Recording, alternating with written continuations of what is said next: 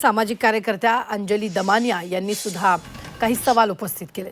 जनतेसाठी काटकसर आणि स्वतःसाठी तसंच स्वतःच्या पक्षासाठी काय असा सवाल दमानियांनी उपस्थित केला। मोदींनी चार्टर विमानातून दौरे टाळावेत, रॅलीत 40 ते 50 वाहनांचा ताफा टाळावा असं दमानियांनी म्हटलंय। तसंच सभांसाठी मोदींनी झूम ॲपचा वापर करावा असं दमानियांनी म्हटलेलं आहे।